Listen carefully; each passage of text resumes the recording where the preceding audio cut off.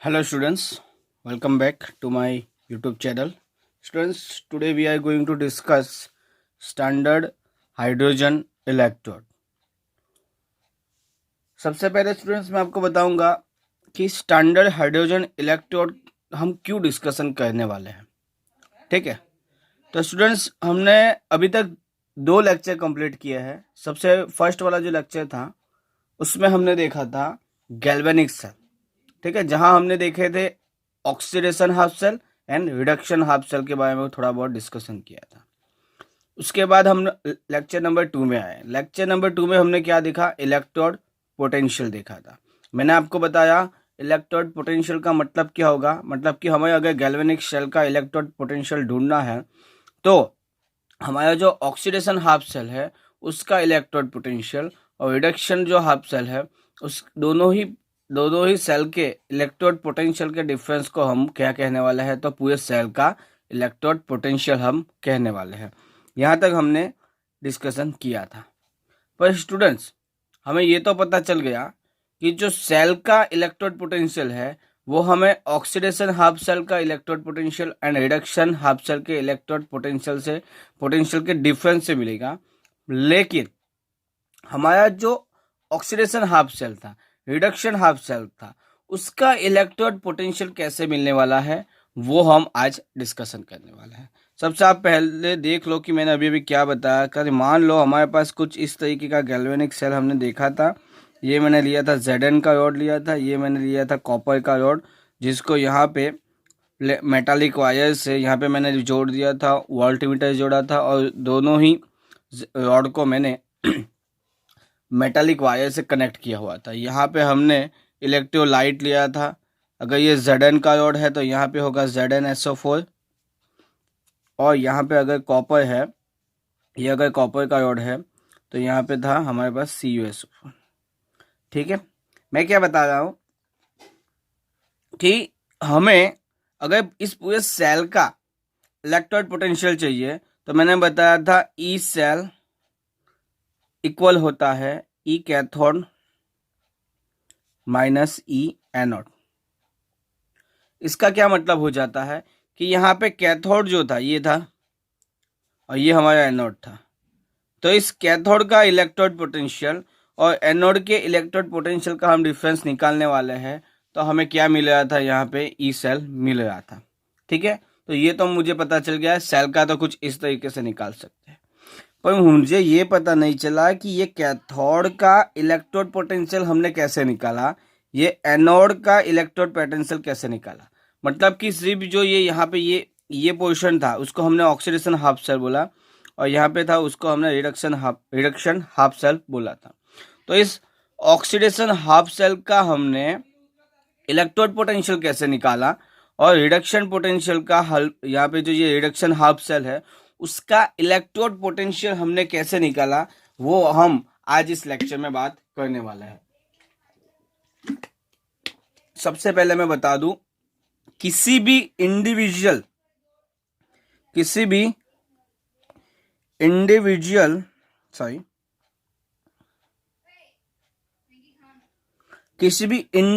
Half cell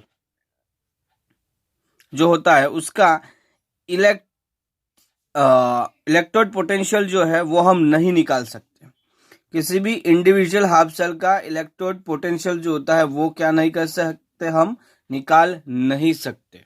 ठीक है, अगर आप मान लो आपको सिर्फ और सिर्फ ऑक्सीडेशन हाफ सेल मतलब कि जो ऐसे एक मान लो कि एक आपने बीकर ले लिया जिसमें आपने यहाँ पे भर दिया था ZnSO4 भर दिया था और यहाँ पे आपने Zn का रॉड डाल दिया. ये क्या है? Zn का रॉड है. ये आपने डाल दिया और आप बोलो कि अब अभी आपको इसका क्या चाहिए? इलेक्ट्रोड पोटेंशियल चाहिए. अभी आपको इसका इलेक्ट्रोड पोटेंशियल चाहिए तो आप नहीं निकाल सकते. मतलब कि किसी भी एक इंडिविजुअल हाफ सेल का आपको अगर इलेक्ट्रोड पोटेंशियल चाहिए तो आप नहीं निकाल सकते. उसके लिए आपको एक रेफरेंस इलेक्ट्रोड का यूज करना होगा और उस रेफरेंस इलेक्ट्रोड के इलेक्ट्रोड पोटेंशियल को आपको मान लेना है, क्या तो 0 मान लेना है. फिर से बताऊंगा, किसी भी इंडिविजुअल हाफ सेल जो होता है उसका आप इलेक्ट्रोड पोटेंशियल नहीं ढूंढ सकते अगर आपको उसका इलेक्ट्रोड पोटेंशियल ढूंढना है तो उसको आपको एक रेफरेंस इलेक्ट्रोड के साथ कनेक्ट करना होगा, और जो आपने रेफरेंस इलेक्ट्रोड कनेक्ट किया हुआ है उसके पोटेंशियल को आपको मान लेना है कि वो क्या है, तो 0 है। ऐसा हमें किसने बताया? ऐसा हमें बता दिया है, IUPAC ने बता दिया है कि रेफरेंस इलेक्ट्रोड जो होता है उसका इलेक्ट्रोड पोटेंशियल हमें 0 मान लेना है। तो पहली बात कि सिर्फ किसी भी इंडिविजुअल हाफ सेल का इलेक्ट्रोड पोटेंशियल आप नहीं ढूंढ सकते, ठीक है। अगर आपको किसी एक इंडिविजुअल हाफ सेल का इलेक्ट्रोड पोटेंशियल चाहिए तो आपको उसके लिए रेफरेंस इलेक्ट्रोड का यूज करना होगा, और हमने हमारी बुक में जो रेफरेंस इलेक्ट्रोड दिया हुआ है वो कौन सा है, तो स्टैंडर्ड हाइड्रोजन इलेक्ट्रोड, जिसको मैं शॉर्ट में कैपिटल SHE से रिप्रेजेंट करने वाला हूँ। शॉर्ट में मैं उसको SHE से रिप्रेजेंट करने वाले हूँ, ठीक है।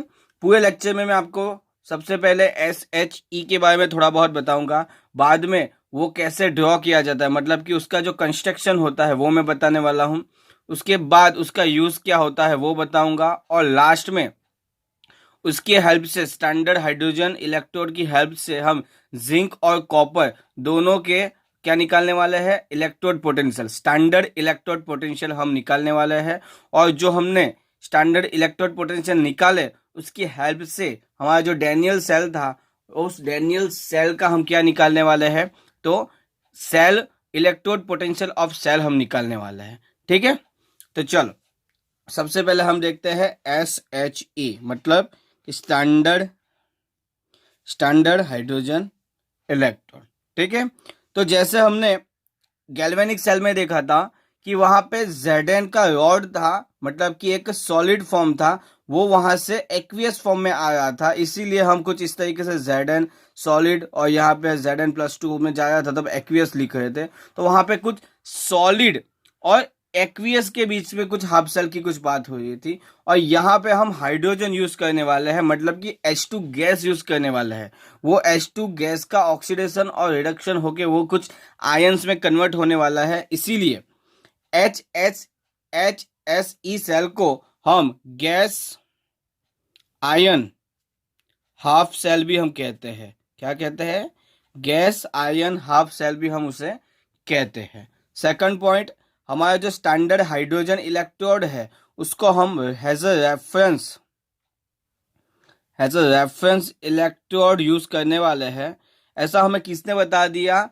हमें ऐसा बता दिया कि अज्यूम कर लो कि ये क्या है, आपका स्टैंडर्ड हाइड्रोजन इलेक्ट्रोड जो है वो आपका एक रेफरेंस इलेक्ट्रोड है, ये आप अज्यूम कर लो। तो किसने अज्यूम करने को बोला?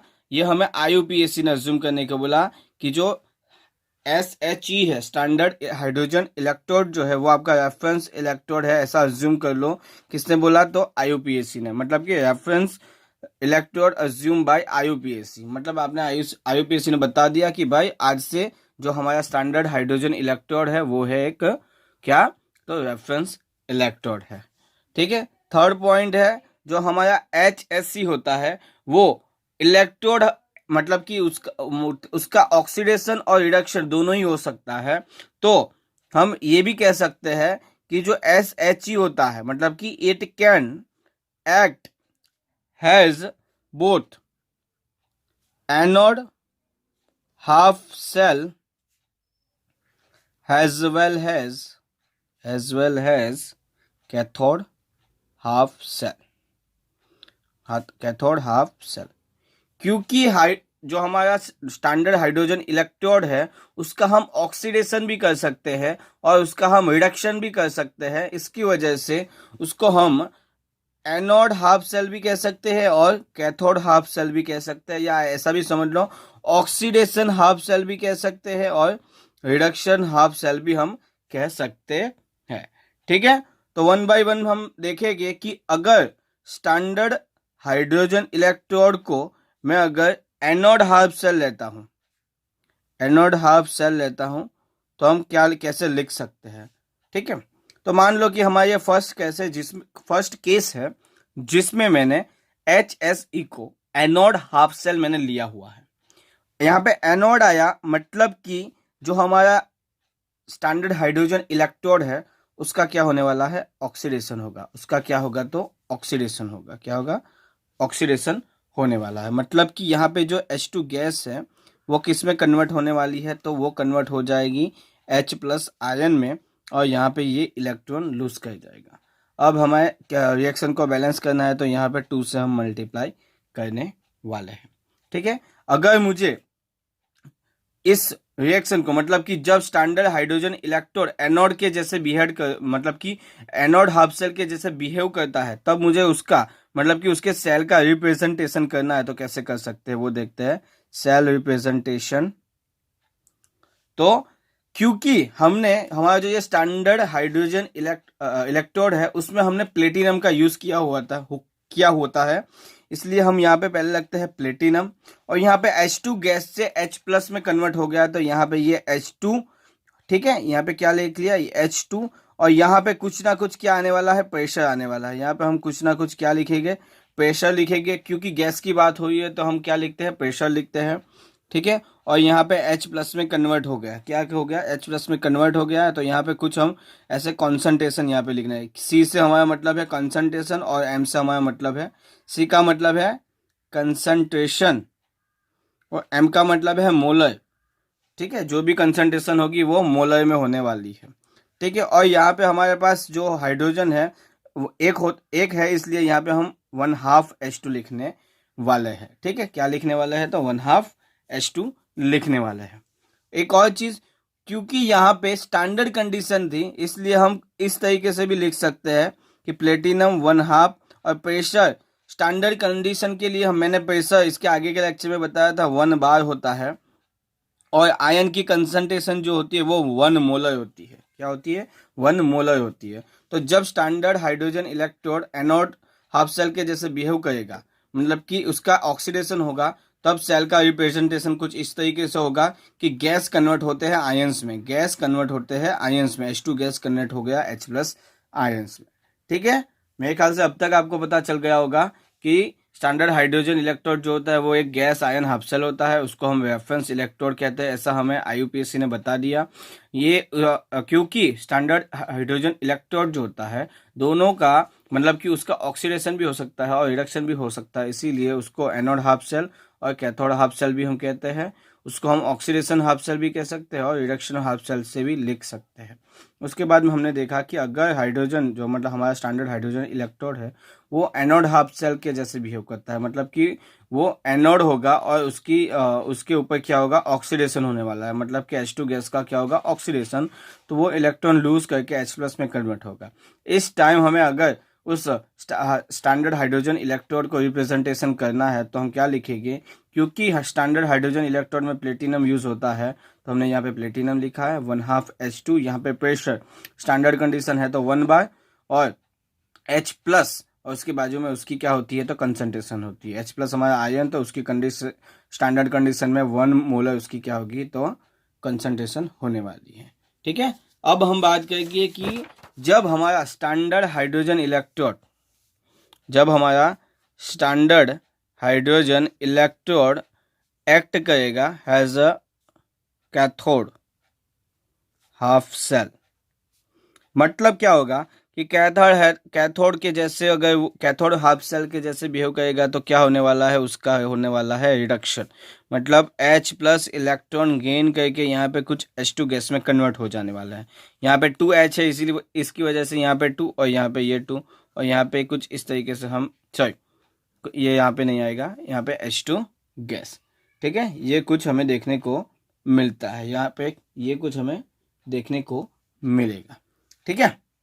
अब हम देखेंगे सेल का रिप्रेजेंटेशन, मतलब representation of a cell when standard hydrogen electrode act as cathode, मतलब कि अब हम स्टैंडर्ड हाइड्रोजन इलेक्ट्रोड जब कैथोड के जैसे बिहेव करता है उसके सेल का रिप्रेजेंटेशन जो है वो हम लिखने वाले हैं। तो क्योंकि यहाँ पे H+ से H2 गैस में गया, H+ से H2 गैस में चला गया, तो यहाँ पे उसका रिप्रेजेंटेशन होगा H+, क्योंकि स्टैंडर्ड कंडीशन है तो 1 मोलर कंसंट्रेशन। ठीक है, यहाँ पे H2 गैस ठीक है, यहाँ पे गैस है तो उसके बाजू में हम 1 बार भी लिखने वाले हैं। और क्योंकि प्लेटिनम रॉड का यूज हुआ होता है, मतलब कि प्लेटिनम फॉइल का यूज हुआ होता है, इस वजह से यहाँ पे हमने प्लेटिनम लिखा हुआ है। ठीक है, यहाँ पे बैलेंस करने के लिए, यहाँ पे H1 है तो यहाँ पे बैलेंस करने के लिए मैंने 1/2 H लिख दिया है।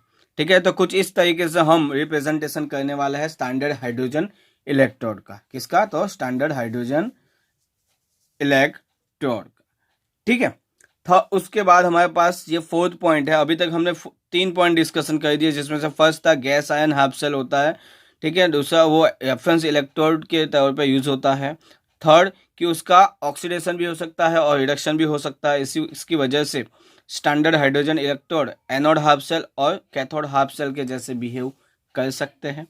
अब हम बात करेंगे कि जो हमारा स्टैंडर्ड हाइड्रोजन इलेक्ट्रोड होता है उसका स्टैंडर्ड ऑक्सीडेशन पोटेंशियल और स्टैंडर्ड रिडक्शन पोटेंशियल जो होता है वो 0 होता है, ऐसा हमें IUPAC ने बता दिया। मैंने क्या बोला कि जो हमारा स्टैंडर्ड हाइड्रोजन इलेक्ट्रोड होता है उसका स्टैंडर्ड ऑक्सीडेशन पोटेंशियल, क्या?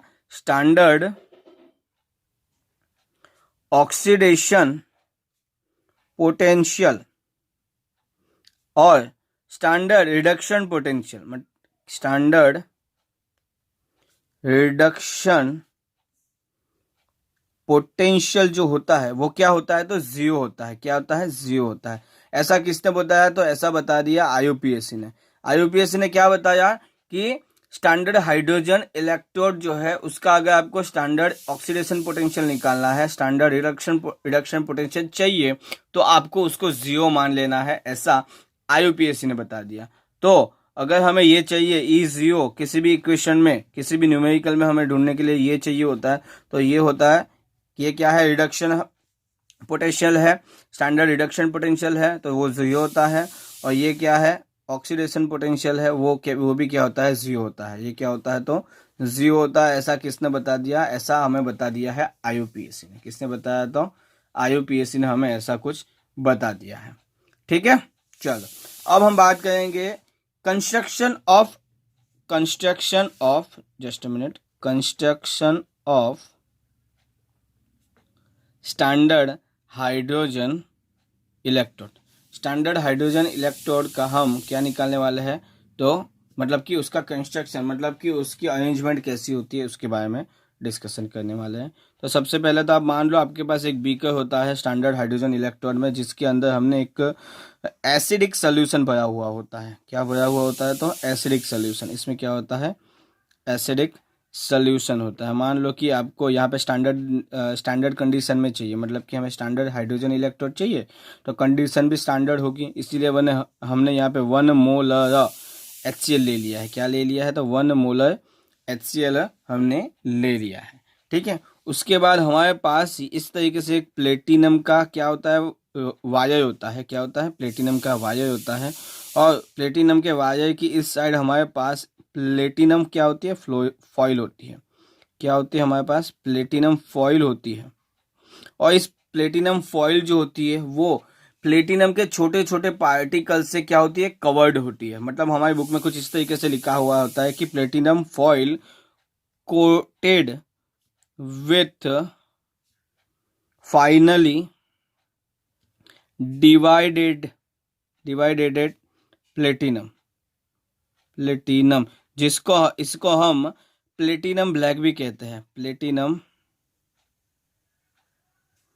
ब्लैक भी कहते हैं। क्या कहते हैं? प्लेटिनम ब्लैक कहते हैं। मतलब कि हमारे पास एक ये क्या होता है? प्लेटिनम का वायर होता है। प्लेटिनम वायर, ठीक है, प्लेटिनम वायर होता है। वो क्या होता है? सील्डेड होता है। मतलब कि यहाँ पे कुछ इस तरीके से अरेंजमेंट होने वाली होती है। जो हमारा प्लेटिनम वायर होता है वो फुल्ली क्या होता है? सील्ड होता है। क्या होता है? तो shielded into a glass tube. हमारे पास जो ये प्लेटिनम का वायर होता है वो क्या हुआ होता है? तो सील्ड, मतलब कि पूरा क्या कर दिया होता है? उसको कवर कर दिया होता है ग्लास ट्यूब से। और इस ट्यूब के यहाँ इस पोर्शन से हमारे पास क्या होता है? इनलेट होता है। मतलब कि यहाँ से एक हम क्या पास कर सकते हैं? H2 गैस हम कुछ इस तरीके से पास कर सकते हैं, यहाँ पे 1 बार के प्रेशर के साथ हम H2 गैस इस ग्लास ट्यूब में हम क्या करने वाले हैं, ऐड करने वाले हैं। प्लेटिनम वायर के एक साइड पे यहाँ पे हमारे पास प्लेटिनम फॉइल होती है जो कवर्ड होती है किससे, तो फाइनली डिवाइडेड प्लेटिनम से, मतलब कि बहुत छोटे छोटे पार्टिकल से, जिसको हम प्लेटिनम ब्लैक कहने वाले हैं। ठीक है, अब होगा क्या, यहाँ पे H2 गैस जो है ऐड हो रहा है यहाँ पे जो ये ग्लास ट्यूब है उसमें। ठीक है, ग्लास ट्यूब जो है उसमें क्या होता है, ये H2 गैस ऐड होता है। तो क्या होगा कि ये जो प्लेटिनम फॉइल है वो H2 गैस को क्या करने वाली है, एब्जॉर्ब करने वाली है। क्या करने वाली है, एब्जॉर्ब नहीं, एडजॉर्ब करने वाली है। एडजॉर्ब करने वाली है क्या, ये H2 गैस, ये जो प्लेटिनम फॉइल है वो क्या करती है, एडजॉर्ब कर देती है। ठीक है, वो क्या कर देती है, तो एडजॉर्ब कर देती है। ठीक है, उसके बाद एडजॉर्ब करने के बाद क्या होगा, मतलब कि सभी के सभी H2 गैस जो होते हैं वो एडजॉर्ब नहीं होते, कुछ एडजॉर्ब नहीं हो पाते, तो वो हमें हमारे सॉल्यूशन में यहाँ पे बबल्स के फॉर्म में हमें देखने को मिलते हैं। बबल्स के फॉर्म में हमें क्या, ये यहाँ पे देखने को मिलते हैं क्या, तो हमारा H2 गैस जो ये बबल्स आपको देखने को मिलते हैं वो क्या होते हैं, ऐसे H2 गैस जो एडजॉर्ब नहीं हुए होते प्लेटिनम फॉइल से, वो हमें बबल्स के फॉर्म में यहाँ पे देखने को मिलने वाले हैं। ठीक है, यहाँ पे जो मैंने ये जो इनलेट दिखाया हुआ है वो एक्चुअली कुछ इस तरीके से होगा। मान लो कि इस तरीके से पूरी अरेंजमेंट होती है।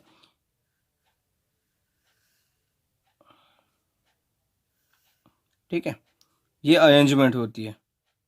ठीक है, यहाँ पे ये सील्ड होता है, हमारे पास जो इनलेट होगा कुछ यही यहाँ से होगा, ये जो मैंने लास्ट में दिखाया हुआ ना, ये यहाँ से हमारा क्या होने वाला है, H2 गैस जो है वो ऐड होने वाला है। और ये जो है ये हमारा क्या है, ग्लास का ट्यूब है जिसमें हमारे पास प्लेटिनम का क्या है, तो हमारे पास ये क्या है, तो प्लेटिनम का वायर, जिसकी एक एंड में प्लेटिनम फॉइल होती है जो H2 गैस को एब्जॉर्ब करती है। और जो H2 गैस एब्जॉर्ब नहीं हो पाते वो हमें बबल्स के फॉर्म में यहाँ पे देखने को मिलते हैं।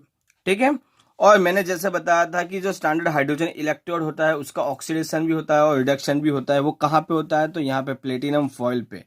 Oxidation and reduction take place at platinum foil. Platinum foil पे हमें क्या देखने को मिलता है, ऑक्सीडेशन और रिडक्शन होता हुआ हमें देखने को मिलता है। क्या देखने को मिलता है, ऑक्सीडेशन और रिडक्शन जो हमें देखने को मिलता है वो कहाँ पे देखने को मिलता है, तो प्लेटिनम फॉइल पे। फिर से एक बार बता दूं, हमने यहाँ पे ये क्या दिखाया था, construction of standard hydrogen electrode देखा हुआ है। स्टैंडर्ड हाइड्रोजन इलेक्ट्रोड में हमारे पास एक बीकर होता है जिसमें एसिडिक सोल्यूशन होता है। क्योंकि स्टैंडर्ड की बात हो रही है यहाँ पे, तो हम 1 मोलर कंसंट्रेशन वाला HCl लेने वाले हैं। उसके बाद हमारे पास प्लेटिनम वायर होता है जो एक ग्लास ट्यूब में क्या होता है, सील्ड, मतलब ग्लास ट्यूब में पैक्ड हुआ होता है। और इस प्लेटिनम वायर की एक साइड पे, ठीक है, एक एंड पे हमारे पास प्लेटिनम फॉइल होती है जो कवर्ड होती है किससे, तो फाइनली डिवाइडेड प्लेटिनम से। ठीक है, जिसको हम प्लेटिनम ब्लैक भी कहते हैं। यहाँ पे जो ये प्लेटिनम फॉइल होता है वो यहाँ से ऐड होने वाले H2 गैस को एडजॉर्ब करती है। और जो H2 गैस एडजॉर्ब नहीं हो पाते वो हमें बबल्स के फॉर्म में सॉल्यूशन में हमें देखने को मिलते हैं। और जो ऑक्सीडेशन और रिडक्शन होता है स्टैंडर्ड हाइड्रोजन इलेक्ट्रोड का, वो कहाँ पे होता है, यहाँ पे प्लेटिनम फॉइल पे होता है। इसी वजह से जब हमने सेल रिप्रेजेंटेशन किया था तो मैंने यहाँ पे क्या लिखा था, प्लेटिनम लिखा हुआ था। क्या लिखा हुआ था, तो प्लेटिनम। प्लेटिनम के जगह हम यहाँ पे गोल्ड भी लिख सकते हैं। प्लेटिनम मेटल के वायर की जगह हम गोल्ड भी हम यूज कर सकते हैं। लेकिन यहाँ पे आपको पता होना चाहिए प्लेटिनम और gold has a inert electrolyte use होते हैं जो सेल में जो रिएक्शन होती है उसमें पार्टिसिपेट नहीं करने वाले हैं। ठीक है, उसमें क्या नहीं करने वाले, तो पार्टिसिपेट नहीं करने वाले हैं। वो सिर्फ और सिर्फ ऑक्सीडेशन और रिडक्शन होने के लिए सरफेस हमें प्रोवाइड करते हैं। ऑक्सीडेशन और रिडक्शन मतलब कि यहाँ पे हमने जो प्लेटिनम की फॉइल यूज की थी उसके जगह हम गोल्ड की भी क्या कर सकते हैं, फॉइल यूज कर सकते हैं।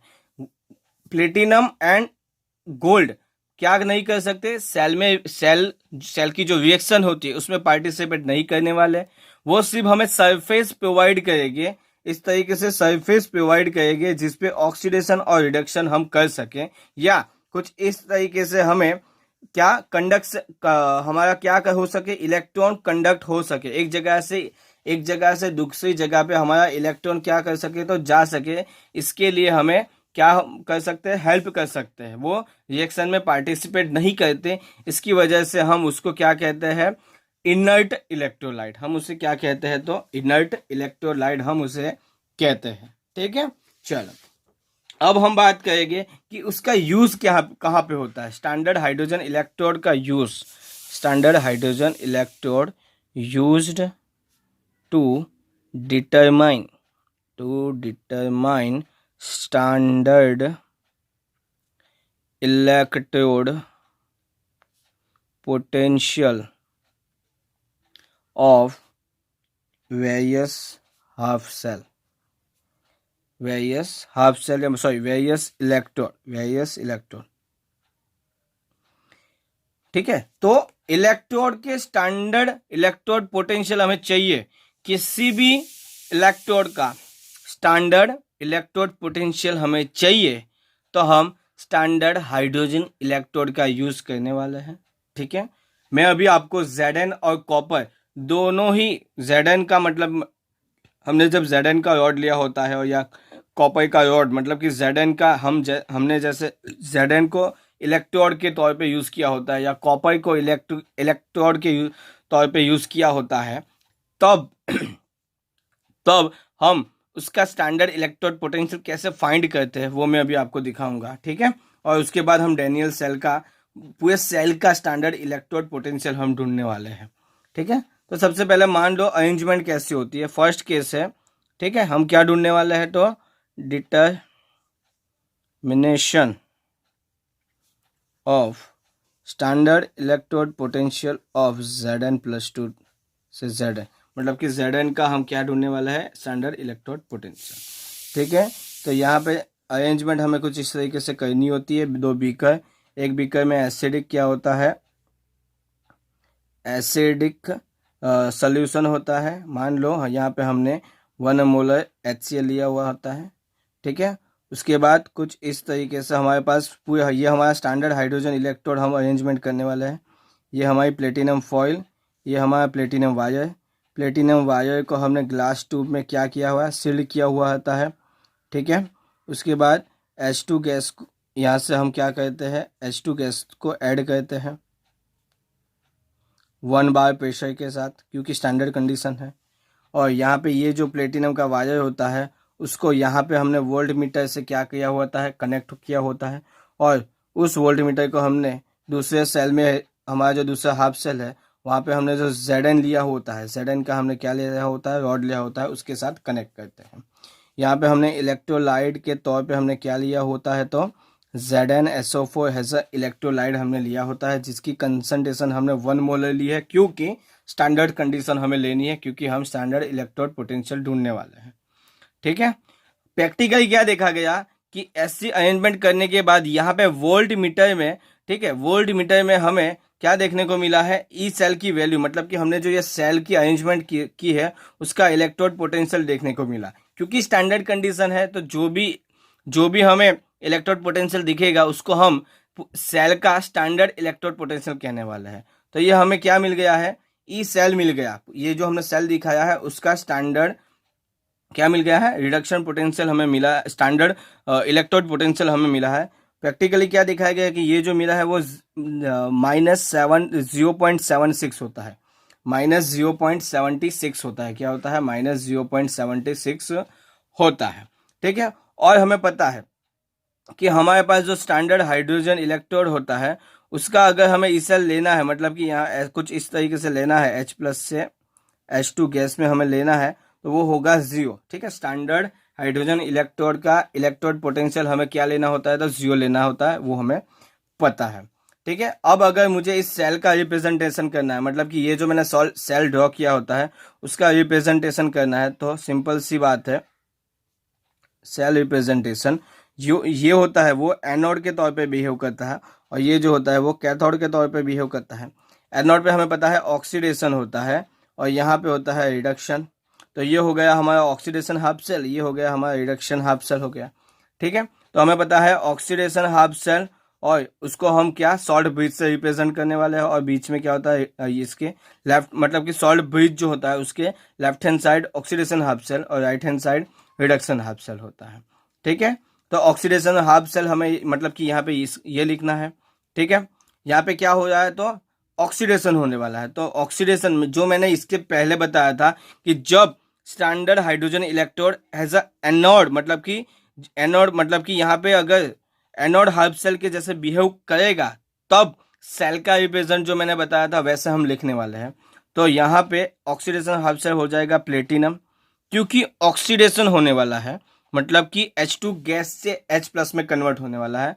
तो यहाँ पे आ जाएगा H2 गैस, जो स्टैंडर्ड कंडीशन है 1 बार, तो हमने प्रेशर ले लिया 1 बार, वो H+ में कन्वर्ट हो गया। और कंसंट्रेशन स्टैंडर्ड लेनी है तो 1 मोलर कंसंट्रेशन हमने ले ली हम। ठीक है, ये यहाँ पे मैंने क्या दिखा दिया, ये हमारा सॉल्ट ब्रिज। और यहाँ पे हमने नंबर ऑफ हाइड्रोजन इक्वल करने हैं तो मैंने बता दिया 1/2 H2। ठीक है, और यहाँ पे क्या रिडक्शन होता है तो Zn+2 से Zn में कन्वर्ट होगा। तो Zn+2 जो एक्वियस में था और उसकी कंसंट्रेशन थी 1 मोलर, वो Zn में कन्वर्ट हो गया। तो ये क्या था हमारे, ये हमने जो ये सेल रिप्रेजेंट सेल दिखाया है उसका सेल रिप्रेजेंटेशन। ठीक है, अब हम क्या कहेंगे, स्टैंडर्ड कंडीशन में हमारे पास जो ई सेल वाला ई सेल का इक्वेशन होता है वो लिखने वाले हैं। E cell is equal to E E zero cathode minus, sorry अब दिख रहा है, E zero cell is equal to E cathode minus E zero anode. ठीक है, E zero cathode minus E zero anode हम लिखने वाले हैं। हमारे पास प्रैक्टिकली हमें ये ई सेल मिल गया है। हमारे पास जो सेल है उसका इलेक्ट्रोड पोटेंशियल हमें मिला है कितना है, -0.76। ठीक है, कैथोड पे कौन है तो Zn है, मतलब Zn से Zn+2 में तो E0 Zn+2 टू Zn। ठीक है, यहाँ पे क्या है एनोड, तो एनोड का मतलब कि ये भले ही यहाँ पे ऑक्सीडेशन हो रहा हो, यहाँ पे भले ही ऑक्सीडेशन हमें देखने को मिलता है, हम क्या लिखते हैं जो भी एनोड पे होता है उसका रिडक्शन पोटेंशियल मतलब कुछ इस तरीके से लिखते हैं E0 H+2 H2।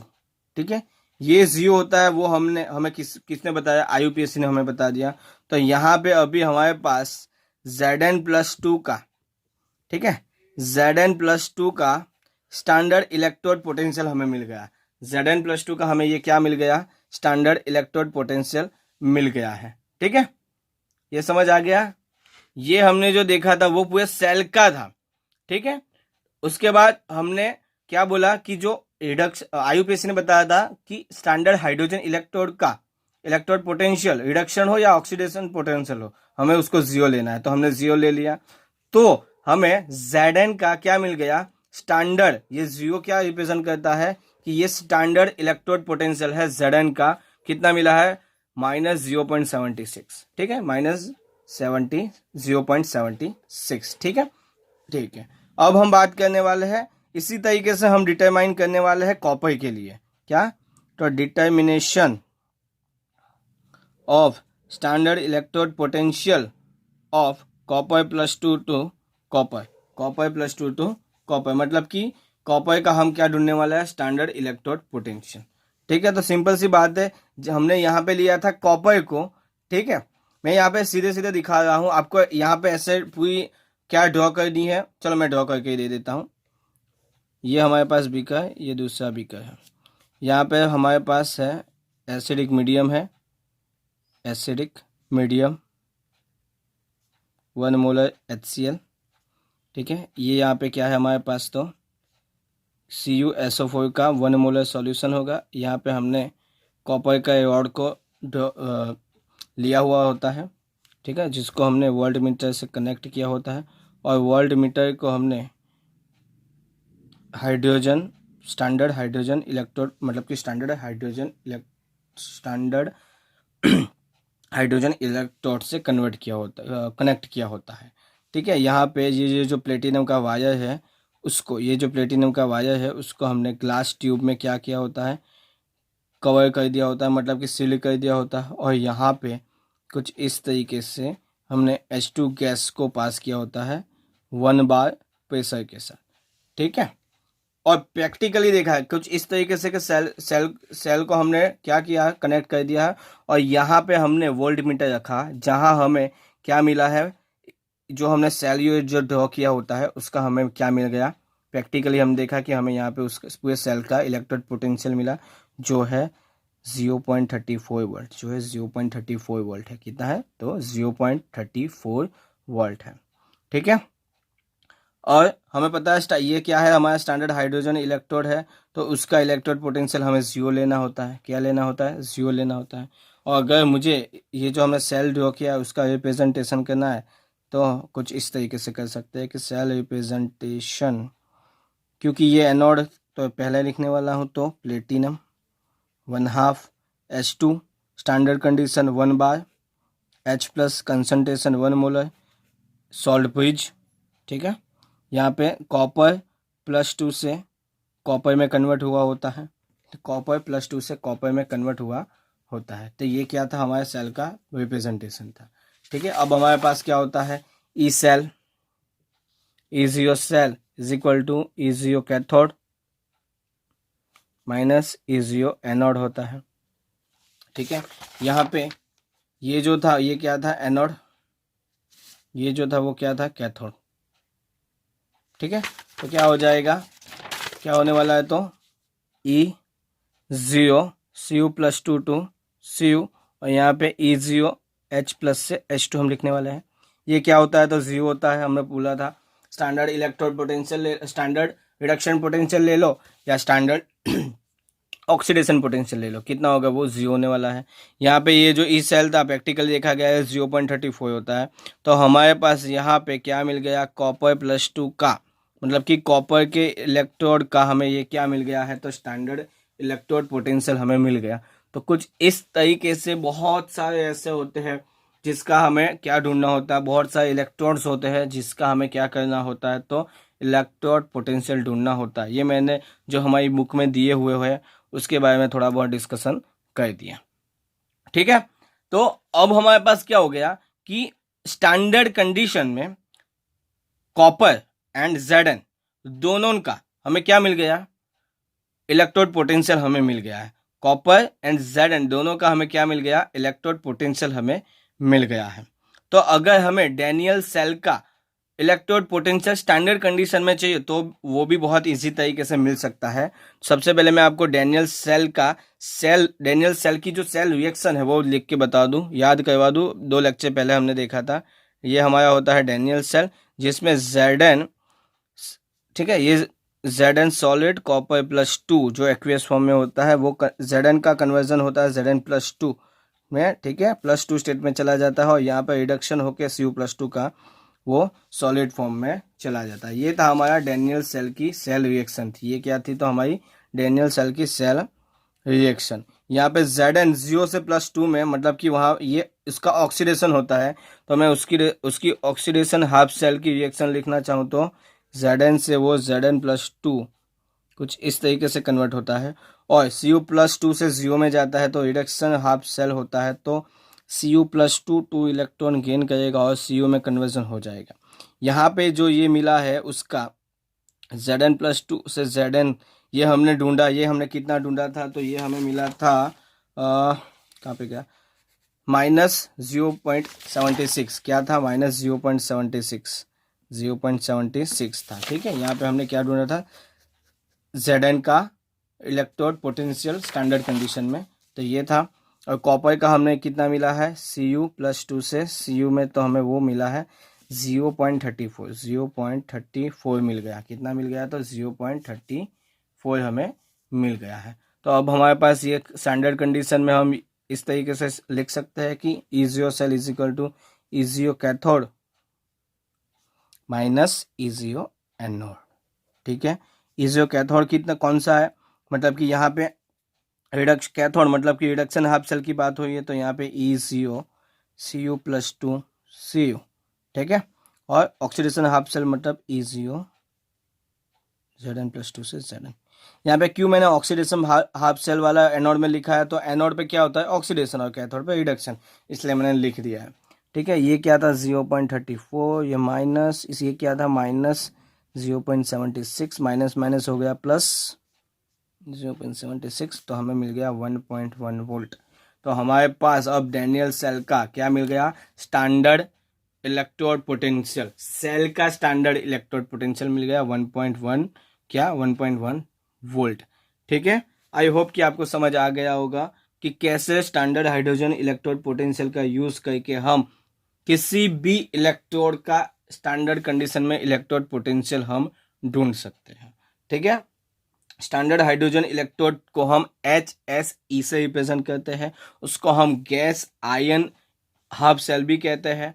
IUPAC ने बता दिया कि जो हमारा स्टैंडर्ड हाइड्रोजन इलेक्ट्रोड है उसको हम as a reference electrode use करने वाले हैं, उसका हम ऑक्सीडेशन भी कर सकते हैं और रिडक्शन भी कर सकते हैं। इस वजह से हम उसको as a anode half cell भी यूज कर सकते हैं और कैथोड हाफ सेल भी यूज कर सकते हैं।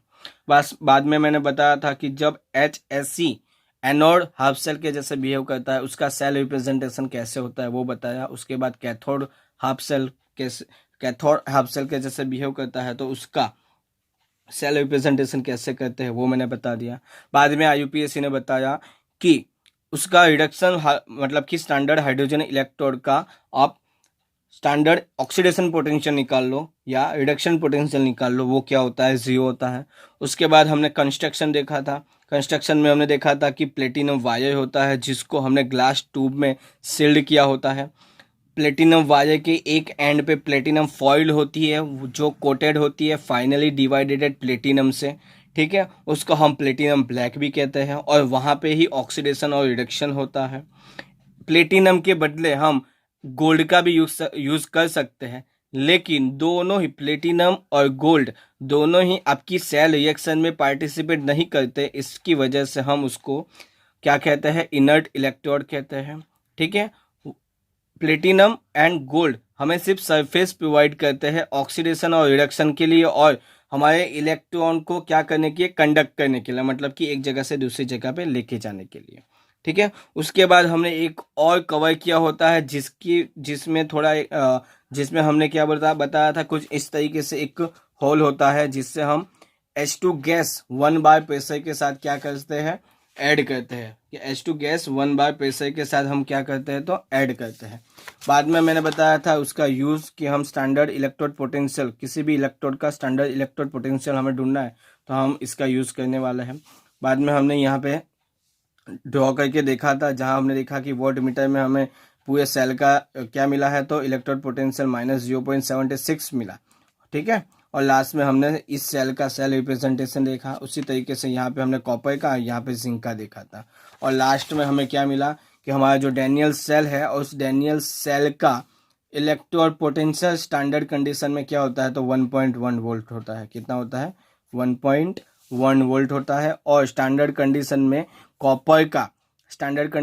कॉपर का इलेक्ट्रोड पोटेंशियल 0.74 होता है और Zn+2 का क्या होता है, तो -0.76 होता है। ठीक है, तो आई होप कि आपको समझ आया होगा।